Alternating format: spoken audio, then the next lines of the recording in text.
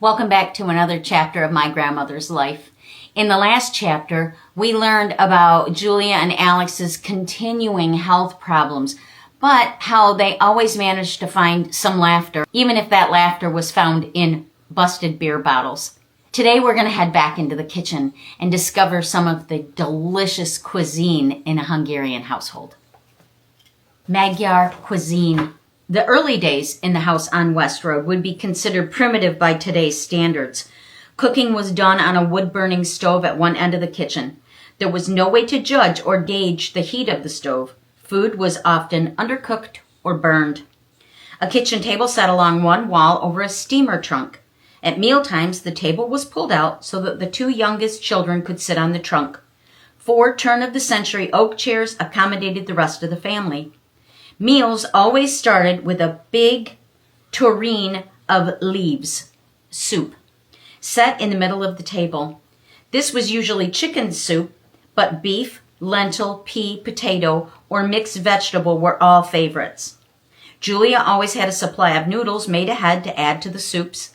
Sometimes the flavor and nourishment would be enhanced by stirring in a couple of raw beaten eggs while the stock was boiling. The Chinese do not have a monopoly on egg drop soup. Tomato soup was always made with rice and parsley leaves tied into a bundle with thread served to add more flavor. Galushkas were a welcome favorite dish. These were dumplings made from an egg-flour mixture and boiled, usually in chicken broth. Many dishes, especially stews, were thickened with sour cream.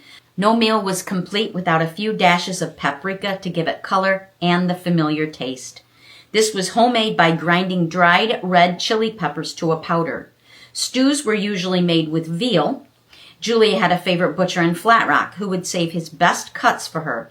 Roasts would have several little pockets cut into them to hold cloves of garlic. That way, the pungent flavor permeated the whole roast. Stuffed cabbage was served often, and cabbage leaves were blanched in hot water to make them pliable. Their stiff ribbing was cut out, and limp leaves were filled with a ground meat rice mixture enhanced with chopped onions as well as beaten eggs and salt. The meat was 1/3 each, beef, pork, and veal. The cabbage rolls were placed in a large iron skillet, smeared with sour cream and sprinkled with paprika. The skillet would be covered and the ingredients simmered until the rice was tender, providing the fire in the stove could be kept at a constant simmering temperature.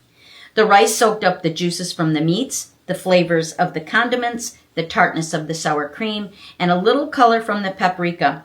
This was enough to make any Magyar's gentleman's mouth water, and guests would never fail to appreciate Julia's fine cooking. Stuffed peppers used the same basic mixture, but instead of simmering in sour cream, they would be done in tomato juice with just a little sour cream added. Vegetables were rarely made as separate dishes, being part of the soup, added to stews, or baked beside the roast, but one dish that pleased everyone was squash, cooked down with chopped dill and a little sour cream. Salads in a Hungarian household were mostly pickled canned vegetables. Alex loved hot peppers. The hotter, the better. He had sent to his relatives in Hungary for seeds of his favorite variety. Their juice was so irritating that Julia would break out in a rash whenever she canned them. When the garden produced fresh cucumbers, she would peel them and steep the slices with salt for a couple of hours. Then they would be squeezed to remove the juice and covered with sour cream. Green pepper slices or diced onions were sometimes used as a garnish. Navy beans were baked and garnished with large slices of onions that had been sautéed in bacon grease. One of the pasta dishes utilized wide fat egg noodles boiled with chopped cabbage. Desserts included rice pudding, which was made by boiling the rice in milk and butter. She served it with melted butter and sprinkled it with cinnamon sugar.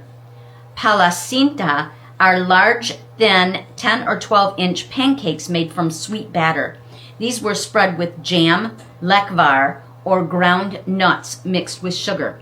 Then they were rolled up and served as a filling, fattening dessert.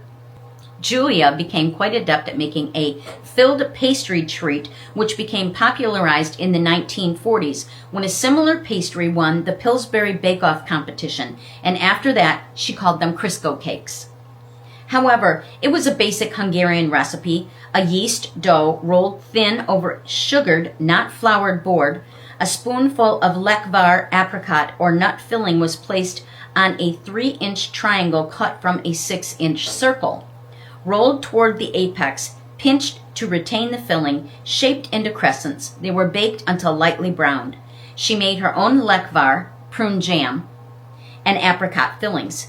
The dried fruit was boiled slowly until the mixture was very thick so that it wouldn't run out of the crescent while baking.